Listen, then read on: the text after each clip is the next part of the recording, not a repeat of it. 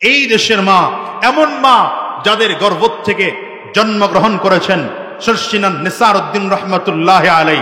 আমার দেশে এমন মা আছে যেই মায়ের গর্ভ থেকে জন্মগ্রহণ করেছেন কায়েদ সাহেব হুজুর রহমতুল্লাহ আলাই। আমার বাংলাদেশে এমন মা আছে যেই মায়ের গর্ভ থেকে জন্মগ্রহণ করেছেন এই মোকামিয়ার হাসান সাহেব রহমতুল্লাহ আলাই। আমার বাংলাদেশে এমন মা আছে যেই মায়ের গর্ভ থেকে জন্মগ্রহণ করেছেন সদর সাহেব হুজুর রহমতুল্লাহ আলাই।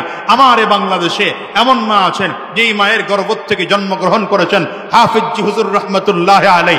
আমার বাংলাদেশে এমন মা আছেন যেই মায়ের গর্ভ থেকে জন্মগ্রহণ করেছেন শেখুল হাদিস আল্লামা আজিজুল হক রহমতুল্লাহ আলাই। আমার বাংলাদেশে এমন মা আছেন যেই মায়ের গর্ভ থেকে জন্মগ্রহণ করেছেন মুফতি আমিনী রহমতুল্লাহ আলাই। আমার বাংলাদেশে এমন মা আছেন যেই মায়ের গর্ভ থেকে জন্মগ্রহণ করেছেন শেখুল ইসলাম আল্লামা শাহ আহমদ শফি রহমতুল্লাহ আলাই। আমার বাংলাদেশে এমন মা আছেন যেই মায়ের গর্ভ থেকে জন্মগ্রহণ করেছিলেন আল্লামা জুনাইদ বাবু নগরী রহমতুল্লাহ আলাই। আমার বাংলাদেশে এমন মা আছেন যেই মায়ের গর্ভ থেকে জন্মগ্রহণ করেছেন ইসহাক রহমতুল্লাহ আলাই। আমার বাংলাদেশে এমন মা আছেন যেই মায়ের গর্ভ থেকে জন্মগ্রহণ করেছেন কালামানিক কুতুবুল আলম সৈয়দ ফজলুল করিম রহমতুল্লাহ আলাই। আমার বাংলাদেশে এমন মা আছেন যেই মায়ের গর্ভ থেকে জন্মগ্রহণ করেছেন ইবনে শেখুল হাদিস আল্লামা মামুনুল হক দামাত বারাকাতুহুম। আমার বাংলাদেশে এমন মা আছেন যেই মায়ের গর্ভ থেকে জন্মগ্রহণ করেছেন কুয়াকাটার মৌলানা হাফিজুর রহমান সিদ্দিক সাহেব। আমার বাংলাদেশে এমন মা আছেন যেই মায়ের গর্ভ থেকে জন্মগ্রহণ করেছেন আল্লামা খালিদ সাইফুল্লাহ আইয়ুবী দামাত বারাকাতুহুম। আমার বাংলাদেশে এমন মা আছেন যেই মায়ের গর্ভ থেকে জন্মগ্রহণ করেছেন বাংলার জিন্দা শাহজালাল নায়েবে আমিরুল মুজাহিদিন হযরত শাইখ চরমনাই মুফতি সৈয়দ ফয়জুল করিম দামাত বারাকাতুহুম। আমার বাংলাদেশে এমন মা আছেন যেই মায়ের গর্ভ থেকে জন্মগ্রহণ করেছেন বর্তমান পীর সাহেব চরমনাই মুফতি সৈয়দ রাজাউল করিম দামাত বারাকাতুহুম। সুতরাং ওলিয়া উলাদিয়ের মা আমার বাংলাদেশে আছে, পীর মাশায়েখদের মা আমার বাংলাদেশে আছে, হাফিজ কোরআনদের মা আমার বাংলাদেশে আছে, উলামায়ে কেরামদের মা আমার বাংলাদেশে আছে, আল্লাহ ওয়ালাদের মা আমার বাংলাদেশে আছে। এই মায়েরা কোটি কয়েক পতিতাদের প্রস্তাবে আর তাদের প্রস্তাবে চলতে পারে না, পারে না, পারে না, ঠিক কিনা বলো? এই প্রস্তাবগুলো আমার এই মায়ের বিরুদ্ধে হচ্ছে। কারণ তোমার চরিত্র না থাকতে পারে আমার মায়ের চরিত্র আছে, তোমার চরিত্র না থাকতে পারে আমার বোনের চরিত্র আছে, তোমার চরিত্র থাকতে না পারে আমার স্ত্রীর চরিত্র আছে, তোমার চরিত্র থাকতে না পারে আমার মেয়ের চরিত্র আছে। কোন পতিতার কথায় আমার মাকে চালাতে দেব না। রাগ করলেন? রাগ করলেন কারা কারা? হাত তোলেন। হ্যাঁ, সুতরাং এই কোরআন বিরোধী, দেশ বিরোধী, ইসলাম বিরোধী, মানবতা বিরোধী, শালীনতা বিরোধী এই আইন পাশ করা যাবে না। একমত কারা? হাত তোলেন। একমত কারা? হাত তোলেন। আমি বলবো এখন পর্যন্ত এই নারী নীতির ব্যাপারে বিএনপির কোনো বক্তব্য আমরা পাইনি, এনসিপি ছাত্র সংগঠনের কোনো বক্তব্য আমরা পাইনি। মনে রাখবেন 5 আগস্টে উলামায়ে কেরামদের অবদান ছিল, দাড়িওয়ালাদের অবদান ছিল, টুপিওয়ালাদের অবদান ছিল।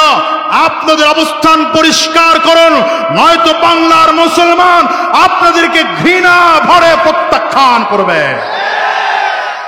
18 বছর আর পুলার বয়স 22 বছর হওয়ার আগে বিয়ে করছে, ধরা খেয়ে গেছে, এটা সমস্যা। বাপ মা সহজে যাওয়া লাগবে। তার মানে বিয়ে কঠিন, জিনা। যাও, কথা ভিন্ন দিকে গেলাম, আমি মূল কথায় আসি। তাহলে ইসলামের বিধান একজন পুরুষ এই 3 শর্ত মানতে পারলে 3 বিয়ে, 4 বিয়ে, 2 বিয়ে করতে পারবে। কি কথা বল না কেন? তো মহিলার ব্যাপারে বিধান কয়টা? মহিলার বিয়ে কয়টা? কথা কয় না, কয়টা?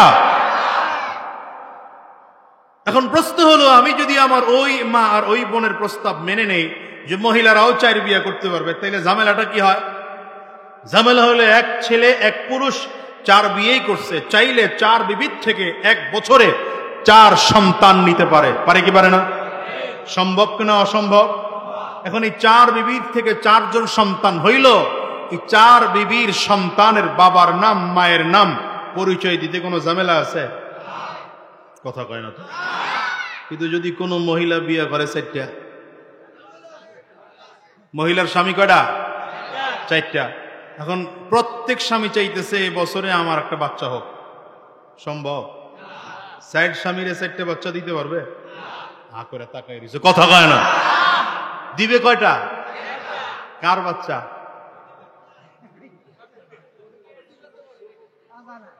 বাচ্চা কার?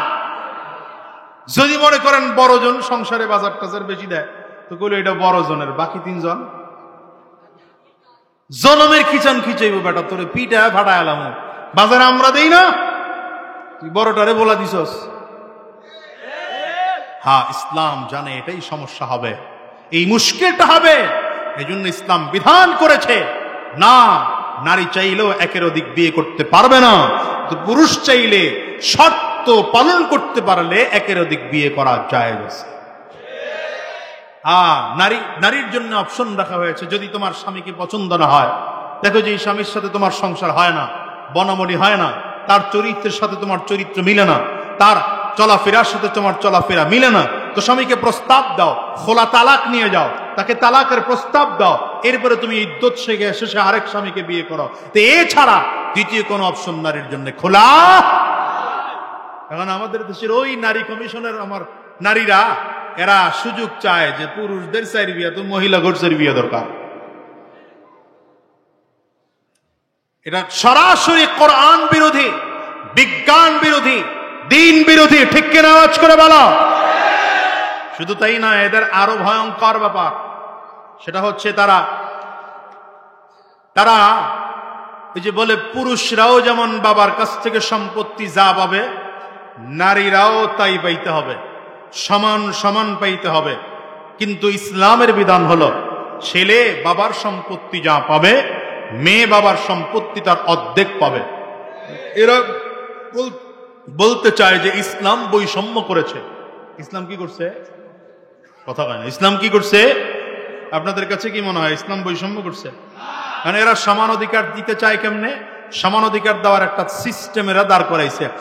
পুরুষরাও যেহেতু 300 আসনে নির্বাচন করতে পারে, মহিলাদের জন্য আরো 300 আসন লাগবে। আমি বলি এটা তো সমান অধিকার হয় না, এটা সমান অধিকার নামে জুলুম হয়। কারণ পুরুষ ভ্যান চালায়, নারীরাও যদি বলে সমান অধিকার আমিও ভ্যান গাড়ি চালাবো। পুরুষ রিক্সা চালায়, নারীরাও যদি বলে আমিও রিক্সা গাড়ি চালাবো। পুরুষ ঠেলা গাড়ি চালায়, নারী যদি বলে আমিও ঠেলা গাড়ি চালাবো। পুরুষ সমিলে কাজ করে, মাথার গাম পায়ে ফেলে কাজ করে, নারী যদি বলে আমারও সমান অধিকার আমিও সমিলে কাজ করব। পুরুষ রাত বিরাত কষ্ট করে মাথার গাম পায়ে ফেলে সংসারের জন্য উপার্জন করে, নারী যদি বলে আমি উপার্জন করা শুরু করব, তাইলে নারীর সাথে জুলুম করা হচ্ছে, ইনসাফ নয়, সমান অধিকার নয়, বরঞ্চ নারীর প্রতি নির্যাতন অত্যাচার করা হয়। ইসলাম বিধান দিয়েছে একজন নারীকে মায়ের মর্যাদা, ইসলাম দিয়েছে নারীকে বোনের মর্যাদা, ইসলাম দিয়েছে নারীকে সন্তানের মর্যাদা, ইসলাম দিয়েছে নারীকে স্ত্রীর মর্যাদা। যিনি সব থেকে মহাব্বতের বড় কারণ হবেন, যিনি কারো জন্য গজবের কারণ হবেন না, নারীর চেহারার দিকে তাকাইলে দিল ঠান্ডা হয়ে যাবে। মেয়ের চেহারার দিকে তাকালে বাবার দিল ঠান্ডা, স্ত্রীর চেহারার দিকে তাকালে স্বামীর দিল ঠান্ডা, মায়ের চেহারার দিকে তাকালে সন্তানের দিল ঠান্ডা। আশ্চর্যের বিষয় হচ্ছে এই নারীদের প্রস্তাবের মধ্যে আরেকটা প্রস্তাব হচ্ছে পতিতাবৃত্তি। যেই নারীরা করে এরা এই পতিতাবৃত্তিদেরকে স্বীকৃতি, গুটি কয়েক বদমাশের, চরিত্রহীনাদের। কারণ আমার দেশের মায়েরা ভালো, আমার দেশের বোনেরা ভালো, আমার দেশের মায়েরা ইজ্জতওয়ালা, আমার দেশের মায়েরা বোনেরা ইজ্জতওয়ালা।